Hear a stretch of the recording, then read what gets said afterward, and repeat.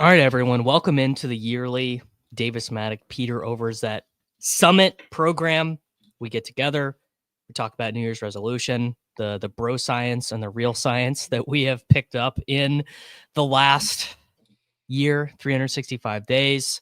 I listened to a documentary podcast in preparation for this to that Peter wanted to pick my mind about. Pete, new year, new you.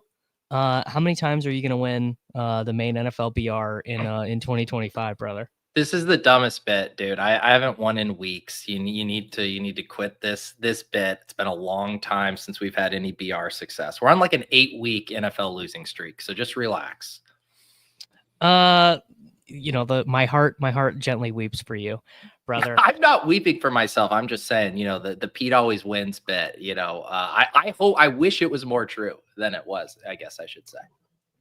Well, isn't that always the nature of victory and of want and of capitalism? Is that the victory is always fleeting and the disease of more is impermeable. You win one championship, you just simply want the next. Well, honestly, like to that point, for anyone who plays high volume of anything, right? It's more relief when you win than celebration, because it's like you put so much into it that you're just like, no, I needed that. Like I really needed that. You don't even get to enjoy it. You're just like, thank God. Yeah, I mean, like Brian always jokes about this because he's like, "Oh, I won the Millie Maker. Like, at least I'll be solvent for the year." I remember Drew Dinkmeyer telling me once that he made more money in other DFS years than the year he won the Millie Maker, just because that's how it works. But yeah, like if you're playing super high volume anything, high volume anything that's not cash game related, shout out to the cash game king. But like if you're playing like, I don't know, PLO tournaments or something. Yeah, it's just the win. The win is the sustenance. You need that. It's not. I mean, I'm sure there is a lot of dopamine. I obviously wouldn't know, but yeah, it's merely the stepping stone. But like, yeah, and it is tough. I've noticed from people, obviously, in our discords, there's lots of people who are somewhere on the spectrum of playing, recreationally to professionally to playing recreationally very seriously or at a high level. Yeah. And I think it's been hard, right? Like even in Underdog, I'm sure you've noticed it this year. I've noticed it. I mean, the games are just flat out tougher. There's more tools, there's more content, there's smarter people playing. Similar to the stuff we've talked about before with DFS being so easy, 10 years ago or whatever. Like it's much tougher. And I think that's hard for people to come to grips with if you are playing this of like, hey, I want to do this as a side income, or I want this to be a reliable thing. And it's like, man, it really has to be entertainment based and having fun and taking some shots and all of that. But like if you're playing this with the expectation to be profitable and then you deal with the variance of tournaments, like that's a really tough spot to put your mentals in. Especially if a lot of people get into the daily games, the draft games from best ball. And just like, if you're smart, you realize best ball, you're going to lose 99.9% of the time because all the money's in first place and there's so much variance. Like if you're just kind of a bro and you like, I don't know, maybe you played the Thanksgiving slate and you hit for 10K and you're like, oh, I got some money on this app. And then you start playing and then you just realize how hard it is to win. That can be like, if you're not from gambling and you don't realize how hard it is to win and you just think winning is the norm. Yeah, that could be a bit of an issue.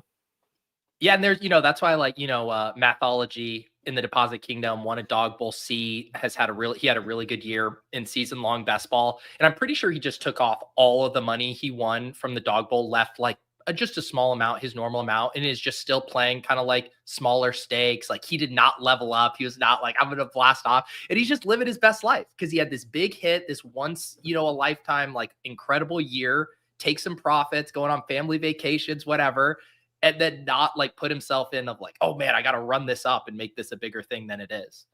Man, better him than me. Let me tell you, no one would be better at putting that money back in the ecosystem than me. You'd see me sitting in the $500 3-man NFL lobbies with like this, like it would be immediately distributed back. Well, that's why I was laughing. Was it right after best ball payouts when the golf stuff launched on Underdog and everyone's like maxing round 1 century stuff? I'm like, you guys are sick. Like I love drafting, but that's even a different level that I can't get to. Well, it's funny, like with the NBA stuff, I like the NBA. Like I'm not one of these people that's like complaining about the NBA all the time. Like I will watch regular season NBA games with like no money on the line. Like I just like it. But the NBA BRs they're just too hard, man. They're just, and I have like no system.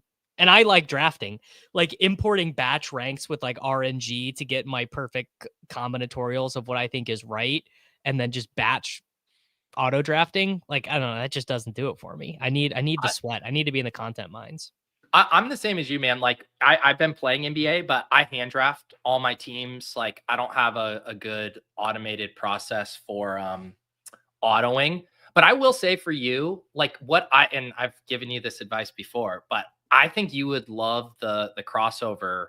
And it's Yeah, the $100 single entry. yeah, and there's normally like less than 500 entries in it. You can definitely go ball knowing, like you don't have to go off the board. You can hand draft all of those. They feel a little bit, they're worth what, 6, 7 BR entries alone. Like that's the contest I would play based on what you're describing as how you enjoy that. And then you're not going up against the 150 auto maxers in the lotto where you have to hit the nuts. I have learned that if I had 150 entries too, it would not be a guaranteed winner, because I've maxed the NBA BRs a couple times, like, and I did a bunch on like Christmas Day and stuff, and it's tough. It's tough in those streets. All right, resolutions from 2024. How did you do on yours? Yeah, and it was funny because I was writing up my post for this year, and it's funny because a lot of mine are just kind of an extension of the stuff from last year. Two of the big ones that I had was the book club. I wanted to read more, and then to facilitate that, I had talked about how I was going to get back to having no phone in the bedroom, and it's something I had done in the off season the year previous. And then when the season started, it's just like, whatever, I lost it. But this year I committed to it. And I'm now coming up in about 2 weeks will be the year anniversary of no phone in the bedroom for me, which has been massive. And so on that front, we read 15 books with the book club over the off season, no phone in the bedroom. Those two things, like to be able to stay consistent with that and hit that was a huge win. That is pretty. I mean, I'm just absolutely unwilling to do no phone in the bedroom. Just not there in my life yet. But I read more books than I set out to. I did weigh 160 pounds for one day, which was literally my resolution. Nice. And I did bench 225 multiple times. So I consider myself in the 220. So I did all of mine, and really they probably just weren't hard enough. Really, like there's a delicate balance you have to set in setting goals. Like you need what's the specific, measurable, attainable, realistic, time bound. I don't think R stands for realistic. Actually, it stands for something else. Doesn't matter. I hit all mine, and they were all attainable. So I probably should have made them harder. It's so funny you say that because that's what I've been thinking about. And I'm like not even going to explicitly say what one of the things we'll talk about is like a fitness goal that I have. And I'm not even going to put it out in the ether yet because I'm not sure if I actually want to commit to it because I think it might be too hard and make me miserable. And, as much as I want to be pushed. Misery is good, Peter. Misery is good. I know, but it's a specific type of misery, right? Like it'd be like, oh, you're going to get up and go work at the railroad at 5 a.m. That would be miserable and hard work. It doesn't mean I'm going to do it. So I think we'd all be better off, by the way. I think we would all be better off if we all just got up at the ass crack of dawn and did some manual labor. Hey, look, as someone who I had 2 summers in college where my job was working at a cemetery, doing manual labor, literally digging holes for headstones, mowing, trimming, doing all of this manual labor. I learned a lot, and I legit built character. That is a part of the Peter Overs at lore I did not know. That is unknown lore to me. Yeah. Yep. It was like, because you would look at like retail jobs or working at a restaurant, they're paying $8-9 an hour. And there was this government job at the National Cemetery by my house. And my dad noticed it because he worked in the government and saw the job board. And it paid like 13 an hour. And at the time it was like double what you could make anywhere else. I was like, oh yeah, sign me up for that. Sign me up for that. Sign me up for that. It was very hard work, but it paid well. But yeah, that, like, to go back to what you were saying, you do want to be pushed. Like that's the whole point of a goal. Like it's not just something you can put on autopilot. you have to build a new habit around it and work really hard at it. So yeah, those are the things I'm trying to come up with right now, is like how to make them realistic but also hard. Well, I mean, that is the nature of the game. And you and I are like, not that I'm the person that I want to be and I'm where I want to be at in life, but we're at least in places with our life that like we don't have to answer the question that a lot of people do, like, how do I even get myself to exercise? Like, how do I get myself to go to the gym? So our goals will maybe be slightly different as it pertains to that. I mean, not like I'm fucking Ryan Doubt. Ryan Doubt is this guy. So he's like a giga genius. And he like also is insanely disciplined. Like I saw him tweet the other day. He's like, and he is a father, you know, and I assume he's like related there. He's like, oh, I read 3 hours a day. Yeah. It's like non-negotiable 3 hours a day. I'm reading. And this dude's not reading like genre fiction. Like he's reading like, Greek He's spinning philosophy. a randomizer wheel at the library and then like, oh, I'll just read this for a week. Yeah. All right, dude. So let's do it. Let's get to I unless you have something you want to do first. No, I just wanted to say on that note, like there is I think you and me both, like if we had infinite amount of time, like being able to just go and read for 3 hours a day sounds absolutely incredible. Unbelievable. Yeah. I was literally at the library with April on Wednesday because I take her to these activities, and I was walking by and I like looked through this window and there was this little nook in the library and there was just this guy and he just had like his little stuff all splayed out and he was just reading a book just in a cozy nook on just like a Wednesday afternoon. I was like, that looks really nice. Like just doing that. But God, do I not have time to do it? And it gets romanticized, right? You hear the Warren Buffett stuff where it was like, man, I just clear my calendar of meetings and I sit around and read for 4 hours a day. And that makes me a brilliant businessman. And that's how I become a billionaire. And it's like, yeah, on paper, that sounds great. But I don't have that time. I sure don't. Yeah, I probably would. Actually, I would have that time if I just gave up on drafting. Like if I was not trying to literally lead the site in best ball drafts drafted, then probably I could have gotten. I could read that much, but I don't have that time, man. The little mitten returns too is not going to put itself in my Blue Sky bio. I'll tell you that much. Okay, let's do it, man. 2025 New Year's resolutions. What do you want to do? Yeah. So like I said, I think the big one is, and you were kind of hitting on it as far as you and me, like we don't have a problem showing up, being consistent with working out. I've been like locked in that regard where I'm going to work out 4 to 5 times a week. I've done that forever.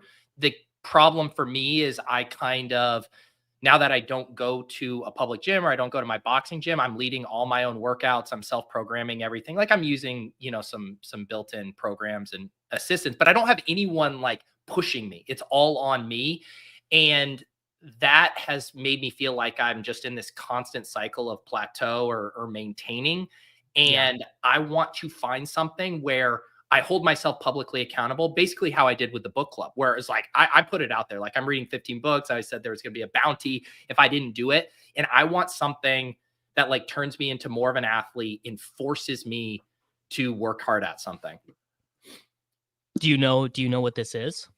Well, that's what I said. I'm not fully putting it out there yet because I'm not fully committing to it, but I do have an ambitious goal that I'm thinking about committing to. And I know it's dumb not to just say it right now, but I really like, once I put it out there, I'm fucking committing to it. And I'm just not quite there yet.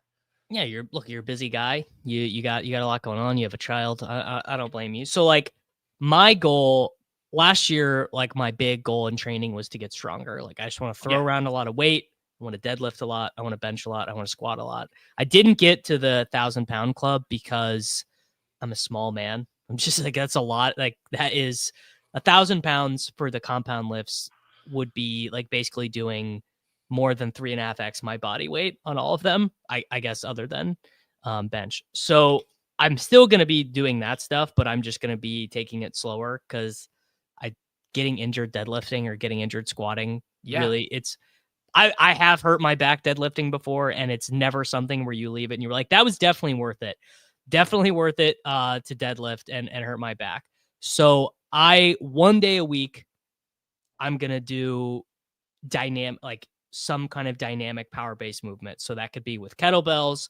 It could be as simple as box jumps. It could be a rope type of, just something because I'm 32 years old. I'm getting a little bit less flexible.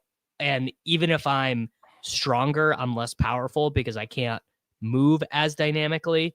So just one day a week, could be Saturday, could be Sunday, could be after like a lighter day, like a chest day or something. Just add in 10, 15, 20 minutes of dynamic movements. I think that sounds awesome. And I've been in a similar spot as you where I've done more strength training this year than I typically have. But then like other things have gone to the wayside, like a lot of the dynamic movement stuff, which is what I used to always do at my boxing gym. It was all kettlebell based, lots of, like you mentioned, box jumps, pushing sleds, all of that fun stuff. And now I've been just more lifting, and I have felt like my mobility and maybe my explosiveness and stuff suffer because you're just kind of strength training. So I'm with you on that. And I would say my equivalent of that is I just have to prioritize stretching in yoga more, because basically like the way I operate is I have like, okay, I have an hour on my calendar. Like I had it just this morning where I was like, I'm working out. I'm doing that no matter what, but I'm looking at my stuff and I'm like, I just need to lift this entire time to get everything in, even though I should have 15 minutes to warm up. Like I'm just like not warming up because I'm just saying I got to get this in. And so, outside of like 4 minutes of jump rope or like 3 minutes of half-ass stretching, I just like get right into it. And I really want to find a way to commit to like warming up, to stretching, having more of a yoga practice, like the stuff that's easier to throw to the wayside. Yeah, because you go to the gym and you're like, well, I can stretch at home. I can do fucking jumping jacks or whatever. And it's a pretty easy lie to tell yourself that like I'll stretch late. It's like a great lie people tell themselves is, oh, I'll come back to the gym and do my cardio in the afternoon. Like I lifted in the morning. I'll come back and I'll run later. I'll come back and do the stairs later.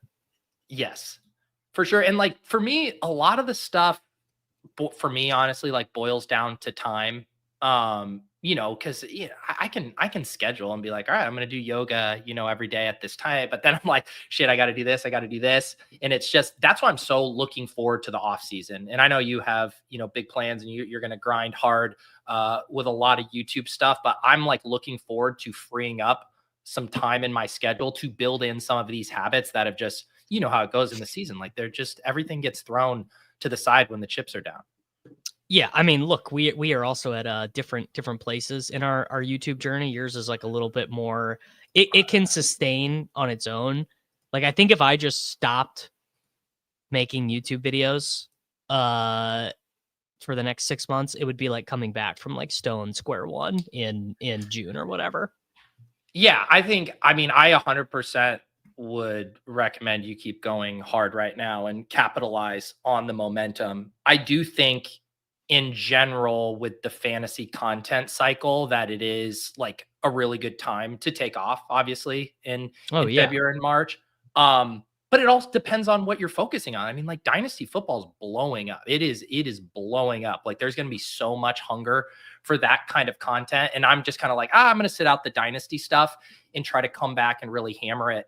I mean, I was talking to Mason Dodd, the Fantasy Flock, the biggest YouTuber in the game. And he was telling me he's going to take off the most time he's ever taken off in this early offseason, because he goes balls to the wall in season. And he used to just go balls to the wall year round, which is why he's so successful. But even he was like, my most high value time is in the summer, in the lead up to the season starting, and I need to recharge. Even someone like him, who's an animal, is like, I'm gonna recharge for a couple months in the off season. So I do think it's important. I think last year I took some time off and I really came back pretty hungry with the Deposit Kingdom channel and a bunch of ideas and projects, and I really liked how I felt about that. Whereas right now, when I try to think of projects, I'm like, I feel exhausted, and I'm like, no, I need to unplug for a little bit and then come back rejuvenated. I'm so down bad. Not down bad. I'm so just like, the content machine has to be fed. It's got to go. It's got to go. I was working with Claude and Perplexity this morning on just like cobbling together this like shitty prospect model. Like that'll need to be, not that it will be mind blowing, but just like people fucking love that shit in YouTube comments. The model.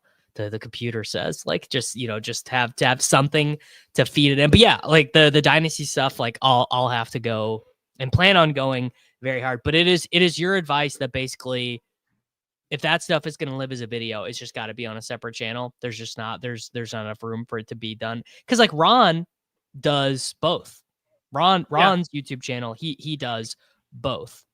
Here's the thing that I think we run into, and there's some good overlap. Like, again, not, to mention Mason again, he has done the Lord's work in making best ball more palatable to the normies, because he drafts underdog teams and they're like, now they see it in their feed from one of us. And they're like, oh, that's not a scary different format. They're like, I saw Mason do it. So there is some overlap. I think where you and me run into issues is we do some really hyper niche stuff that the normies do not care about. The normies do not care about battle royale. They do not care about playoff best ball. The normie audience for Dynasty is definitely growing. But like, if you look at the niche that Ron has, it is in season, like season long stuff. And then he's branched that out to Dynasty off season. And that's the exact same format as Mason and Nick Ercolano as well. They don't waste their time with the stuff we do. But the reason we waste our time with it is because that's what's interesting to us. And that's what's fun to us. And it's so also uncaptured by and large.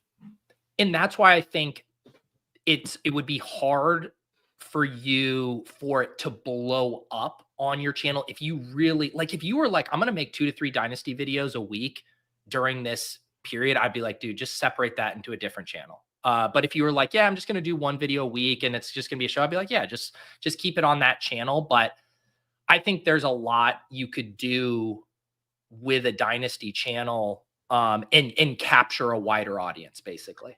The thing is that the reason why I think it would be dumb to start a second, not dumb, but just like not worth the time ROI putting it in right now, because like I've seen how hard it is to grow on YouTube, basically. Like it is, it's hard. Is once Best Ball Mania is out, I'm like, Dynasty, I don't know her. What's a rookie pick? I don't even know what that is. Well, that you're just explaining the dynamic I just said, which is like, at the end of the day, we're going to make the content that's interesting to us because the audience can pick up on that, right? Like the audience can tell when something is a chore for you. The audience sniffs me out all the time when it's like, oh, Peter's phoned this and he doesn't care. Or they can tell when I'm fucking jazzed up about something. And then that enthusiasm, trickles down into that. So we're always going to sacrifice views and growth for not making content that makes us miserable. And it's the whole goal of this is to triangulate that. For you, maybe the pendulum's swinging a little bit more in that other direction because you are out on your own right now trying to make it, and you're willing to maybe do some stuff you don't necessarily love for a bigger goal. Where right now I'm in that same limbo. I'm constantly trying to weigh those two things. And I mean, look, I like Dynasty. Like it's very enjoyable to me, but it's not as enjoyable to me on August 3rd as it's going to be to someone who already has 59,000 YouTube subscribers for a Dynasty only channel. So I don't know. I'll have to weigh it. I'll have to maybe the answer is just to do a bunch of streams, just all Dynasty ranking stream, Dynasty rookie draft. I don't know. There's something there, but I'm going to have to figure it out. Because you think of how the algorithm works, right? Like, say you start humming on some Dynasty videos and you find some new people, and then you're like, bam, Best Ball Mania drop, like opening stream. And there's this Dynasty bro who's in Dynasty YouTube who found you and is like, oh, this is sweet content.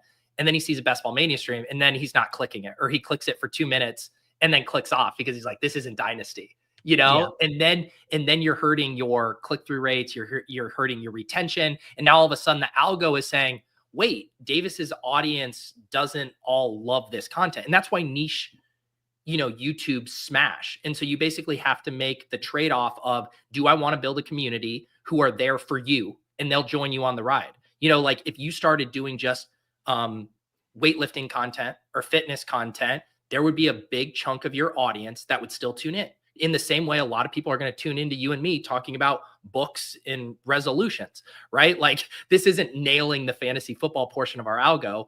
And so I think you just have to think about what you're actually trying to optimize for. And if it is a specific niche, then it should be its own channel.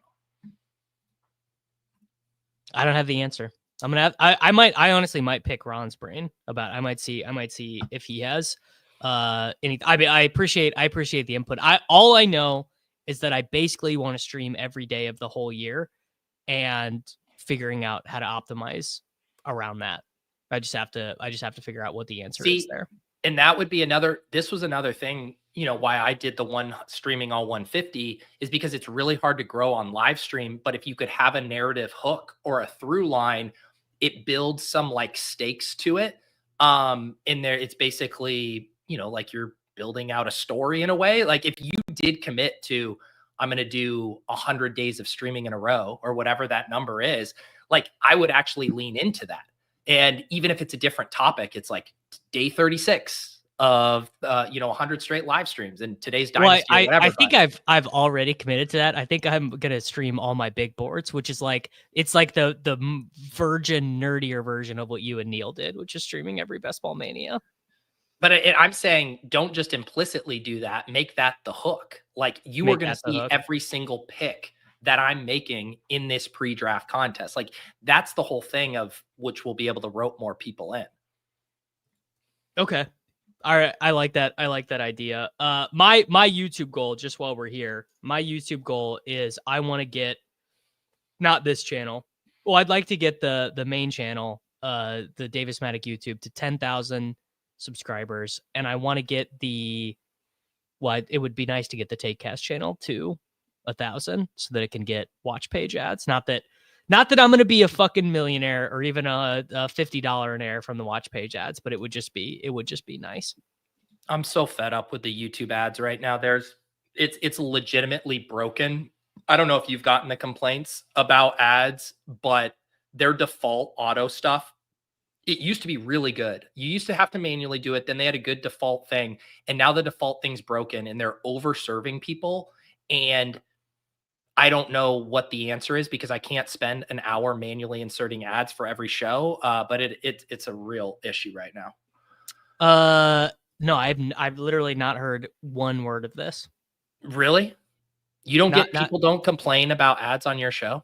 Like maybe 2 people in the Sunday morning stream, which has like 500 people in it, would say like, why are there so many ads? Yeah. Like I have it for reference. YouTube, you know this, like when you go to set it, you can do conservative, medium, or high. I put it as conservative, the lowest amount, and I get complaints about it in a way that I didn't used to and then I go and click on them and see where they're inserting it, and there'll be like 45 ads placed as their default thing. And they claim that not everyone gets served every ad, that there's something in it. But based on the feedback I get, it sure as hell seems like people are getting served up way too many ads. Yeah, that's so interesting. Really. That's actually a thing that Twitch does better than YouTube is if you're the equivalent of like, oh, if I'm in the Deposit Kingdom, you could watch your videos with no ads. That is a huge edge that Twitch has. If you pay the $5 a month, no ads, which is a huge hook, which by the way, YouTube should figure something out, even if that means more of the money from that $5 comes out of our pocket. That feels like, I guess their whole business model is based on ads, so maybe that doesn't work. But yeah, I don't know. I don't know why YouTube doesn't offer that versus Twitch. Yeah, I don't like it either. Obviously, when you do like YouTube member shows, I don't have any ads on or anything like that. Like that's the whole point. Like the members are subsidizing that. But for people who don't know or who do get fed up with it, like the AdSense stuff builds up a very nice floor to YouTube income. No one is getting rich off of YouTube ads unless you're Mr. Beast or whatever in our niche. Even like the biggest creators, maybe Mason and Nick are pulling in some really nice ad revenue, but it raises the floor. And then when you supplement that with YouTube membership, it allows you to have a path of like, oh, if this did scale decently, I could make a decent living doing this. So the ads are important in, being compensated, especially when your channel isn't blowing up and you're getting like decent amount of views, but the channel isn't growing. Like those ads are very helpful for the creators. So just putting that out there because I have gotten lots of complaints and I haven't necessarily fully addressed it yet, but that's kind of what's going on there. Yeah, I'm not turning the ads off. I don't even turn them to conservative. I don't have a job. YouTube is my job, more or less, and like I've got things on the side, and I'm not making no money right now, but I am making like roughly $1,000 a month in AdSense, which is like not nothing when you literally don't have a job. That's what I mean. Yeah. So I'm not, if you are mad about the ads, I'm not turning it off. Although if you're watching this on the Taekcast YouTube channel and you're getting ads, that is not helping me at all because that channel is not monetized. So Well, it shouldn't be having ads on it then in that case. I think it does though. I believe it still does, even because my channel is in the creator program. It just doesn't have Hmm. enough subs for me to get the watch page ads.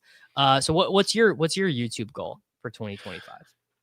Yeah, I've been thinking about that a lot. I definitely want to keep building up the Deposit Kingdom channel. I am starting to think about something along the lines of even less consistency and just making a bigger splash with videos, putting more time into them, making say 5 really good banger videos over the course of the summer as opposed to 20 good ones. That's what I think I did last year.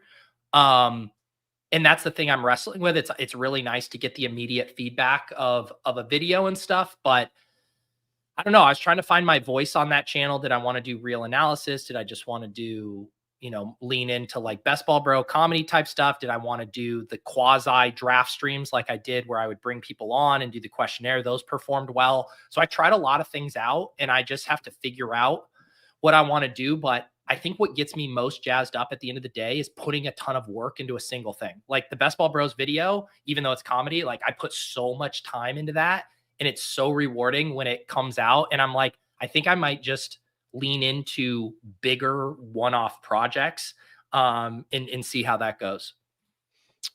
Yeah. I mean, I like that idea.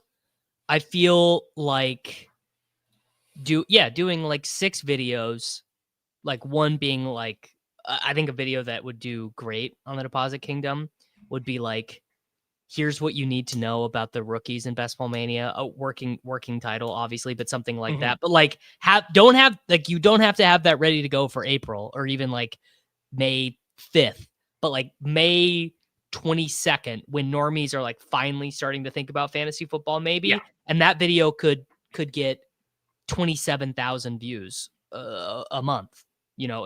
until it's just like because I do feel like that plays much more into your strength of like really let you write, really let you think about the design of like you have a great eye for design and like what you want a video to look like and what you want a channel to look like and like the truth serum with the little slime graphic and things like that. Like my brain doesn't really work that way.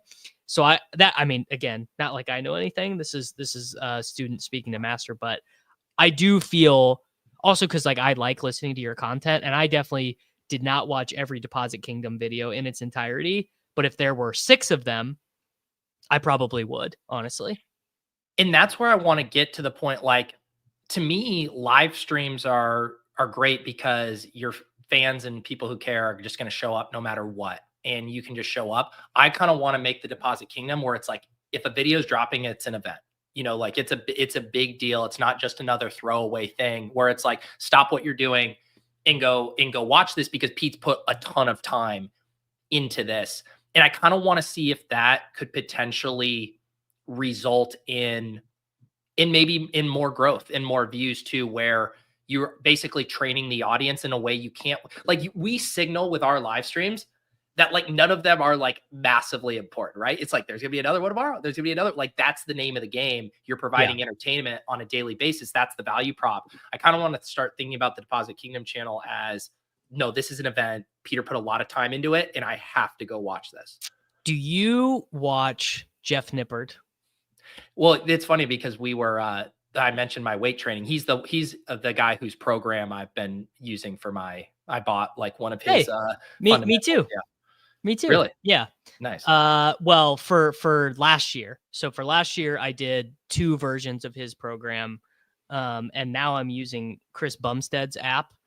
Oh, nice. This is how easy it is to get influenced by the internet. By the way, like these guys don't know me from Adam, but like they put out a new product, and I'm like, can I give you?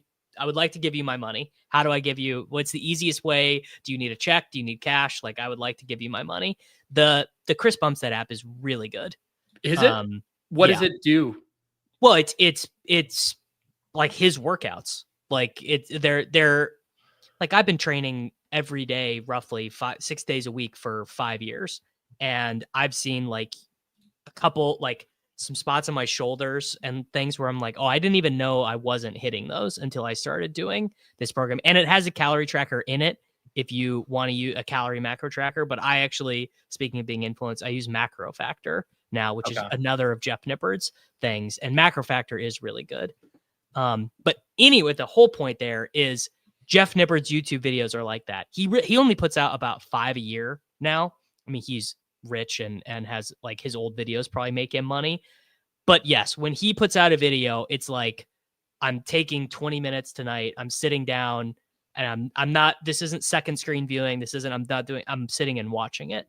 And I think you could definitely do that for fantasy football. I think there would be a way for that to be what the Deposit Kingdom has become. And the other thing, so the other thing that's been knocking around in my head about that is kind of what Doug Polk has done, not with his. So you think about Doug Polk, and I think there's a lot of analogies to how he approached the content, where he kind of initially blew up doing hand history stuff, right? That's kind of like what people liked watching, even pre all the poker vlogs blowing up, and him just breaking it down. He's really smart, can break down the stuff in an entertaining way. And then he started kind of pivoting to news stories, you know, the drama within the poker sphere, covering them. Obviously, he had a stint doing that for crypto. And I'm like, I want to be able to mix in some videos like that. You know, the kind of really interesting stuff in the fantasy space is few and far to come by. But like, take for instance, like the Tanner and Jade thing that happened.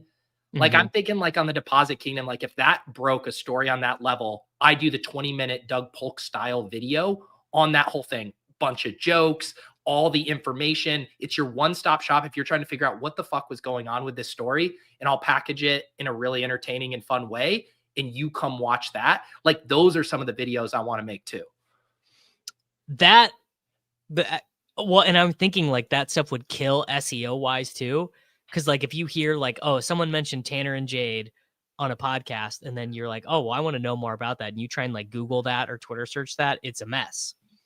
You know, YouTube search is one of the most efficient search engines in the world. Like when you search on YouTube, you get to what you need to find. But like, you know, Google search and Twitter search like do not work anymore. Like at all. Yeah. Like you cannot get to anything that you want. And if you do get to what you want on a Google search, it probably took you to a YouTube video. And the other thing about all this stuff too, and one thing that's nice about live streaming, one thing that's nice about, say, the BR videos I was making on the Deposit Kingdom, I could really easily plan for that schedule. I knew when I was going to sit down and script the video. I knew when I was going to record it. My editor knew when he was going to edit it. He knew when he had to get it back to me. I knew when I was going to post it. Like, it made it easy.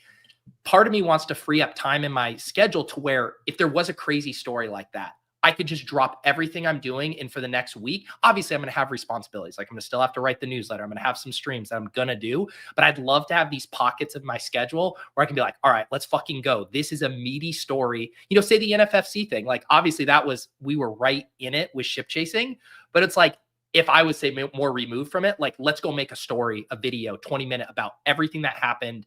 And so people don't have to watch a 2-hour ship chasing live stream. I'll just package it up into a 20-minute kind of thing. So that stuff gets me excited, like, as I'm talking about it. And it's very doable. And also it's as you're thinking about doing content and things, like, it's nice to be like, well, this is not duplicative. Like, no one else is doing this, which is hard. It's hard in fantasy football to do things like that. Right. Because you basically have to say, what can I do that no one else can do? Or, you know, what can I provide? And that's why I think you and me tend to default to live streaming, because we know that we can be entertaining in a smart way for a very specific audience. But I think there's more to, you know, what we can do, right? And trying to think like, okay, no one else. I defaulted for live streaming because I was like, I'm not paying an editor $500 to make a video that's going to get like 63 views, you know, for weeks, because my channel's at 0. Well, you know. Well, let me tell you this. I have a great editor, and it is expensive and it's worth it. But I will say, this guy, your editor, has been in my DMs for weeks, months, really, about being like, oh, I have this idea for you. And I'm like, yeah, maybe. Here's the thing though, what you need. So the thing about producing videos, yes, having really good quality helps, but it's more about what's not there. It's more about having a hook. It's more about having non-dead air. It's more about not having lazy transitions between segments. Like the Underdog YouTube channel is a great example. They have a good producer, but their production is pretty light. They build out stuff ahead of time. They have some slides, they have some clips they're going to show. It's basically a live show like any of ours, except they've just added a little bit of production to it. Their segments, the guests know what direction they're going to end up on. And that's why for my live streams, I've added some stuff like topic bars and stuff, just little things that help with retention for people who jump in out of nowhere. And so I guess what I would say to you is like, don't let the barrier, the enemy of, video perfection be good. Like there's ways to accomplish what you want to accomplish without a super expensive, process basically. Yeah. It's honestly, it's not even really about that. It's just, it's kind of like, I'm literally the diamond gem mining guy, but like, it's actually like I'm getting some gem returns from just streaming, like just clicking live every day, just going live, just being like, all Yeah. right, we're just going to keep going. Like the return, like you said, it's so funny because I do this like YouTube research and I read like the partnered YouTube subreddit and stuff. And it's like these people who just make like these shitty videos, but like they do well in SEO. Like, oh, I have 27,000 subscribers. It's like, yeah, having one video that like mega smashes will be better for overall growing on YouTube than live streaming every day for 365 days. But also, that's like easier to do. It is literally easier to live stream every day for 365 days than to get a 1 million view video. Right. And I also don't want to shortchange, the live streaming stuff has been massive for me because live streaming is awesome and it sounds cheesy and whatever hack to say, but like building a relationship up with your audience, like No, it's great. live streaming allows them to get to know you.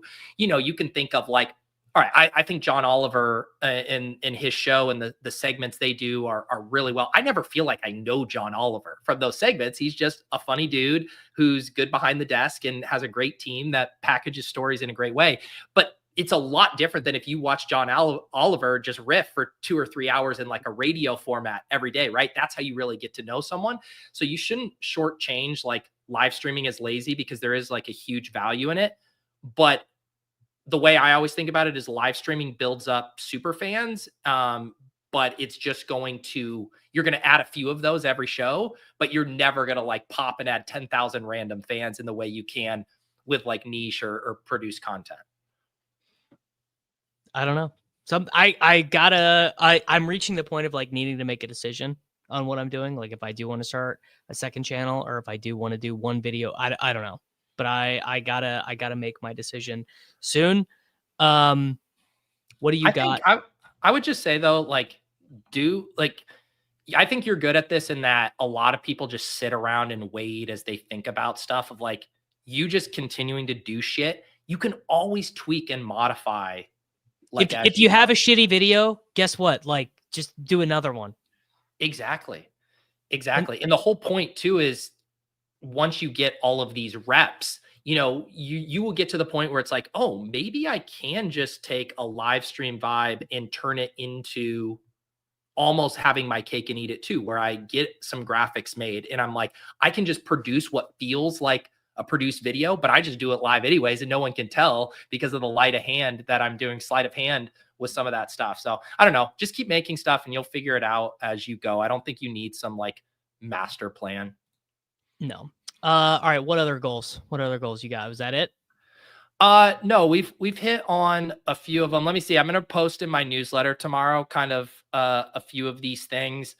One, I know you don't struggle with this, or I don't want to say not struggle with it, but it's not part of your life anymore. But around this time of year, I always start drinking more. Holidays. This is the classic one.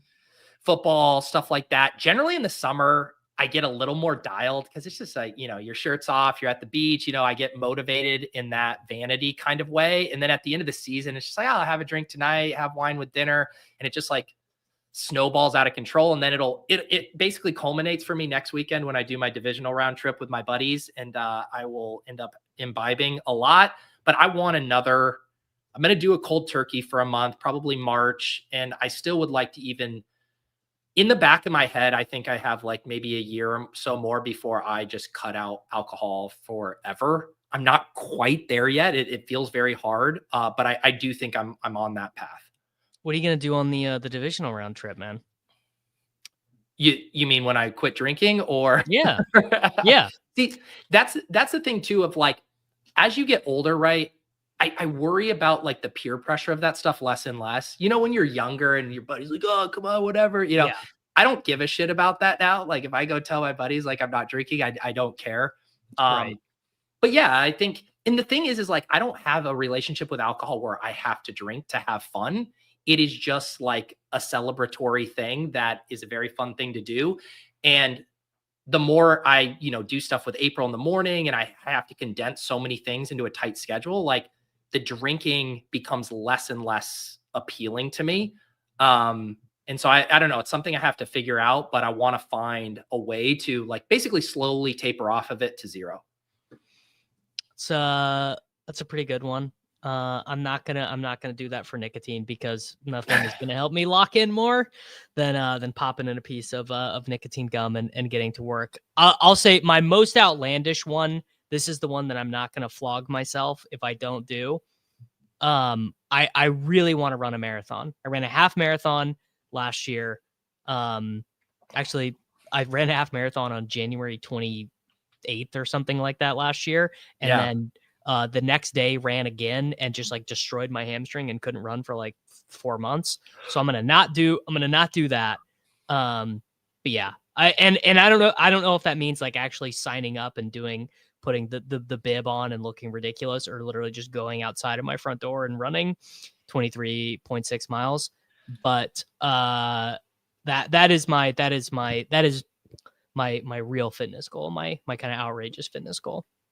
That's awesome. I think one of the reasons mine would never involve a marathon specifically is just like the amount of time it takes to train. And, I mean, like at the end of your training, when you're having to go out for a casual 20-mile training run, not that that's hard once you've trained, but I would not do that. I would basically be like, I could get to the point of being able to do 10 miles without getting hurt and then just being like, all right, fuck it. Let's go. That's not how it works. That's how I do things. That's how I do things.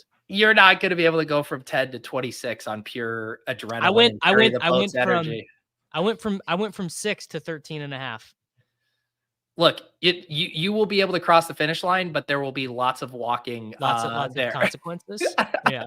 Well, yeah. God's good. I'm just saying, like, if you're going to do the marathon, like the whole point of that is, in my mind, is committing to the training program to get to that point, not just being like, can I get halfway there and then just let God, take over, let God take the wheel.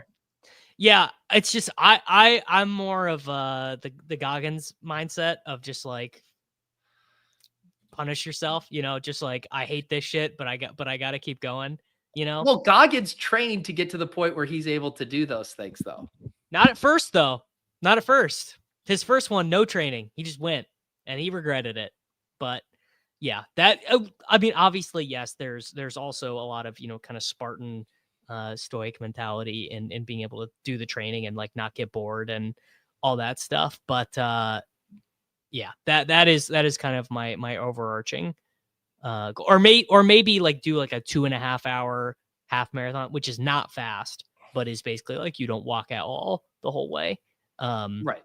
Something with running. Cause there's a lot of research that like basically the exercise you hate doing the most is best for your brain.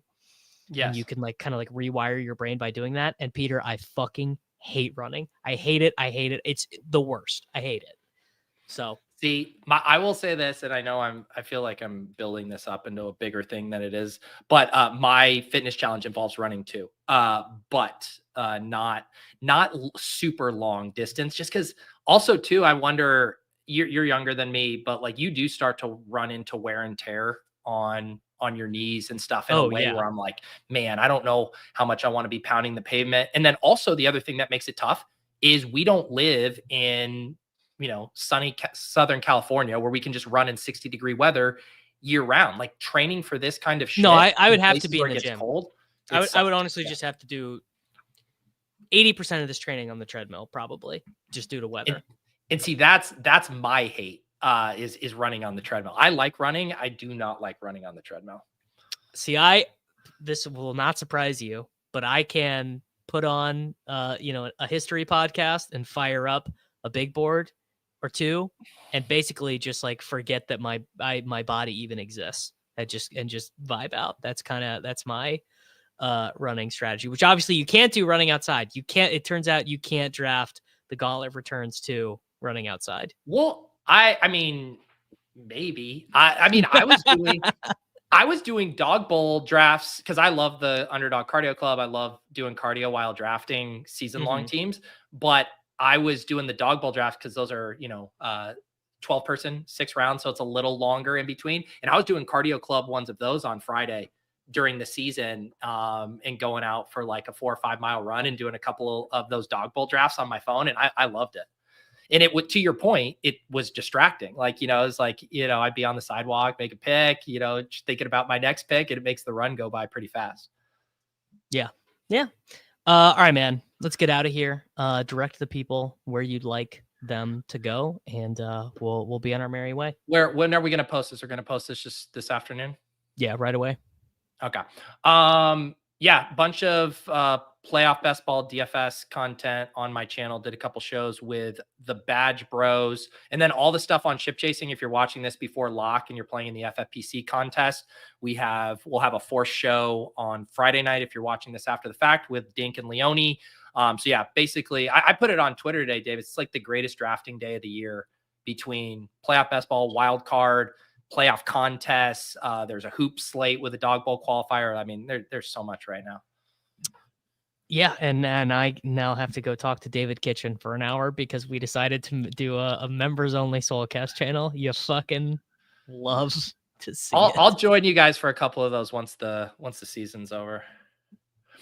I've learned a lot about David over the last 2 months, namely that he does not really get how to go create a YouTube video, and that he just pretty consistently needs me to do that for him, which is fine. Well, apparently he had all the time in the world today because he posted that his local Planet Fitness was closed due to a snowstorm. So that freed up like 8 hours in his day. It sounded like it.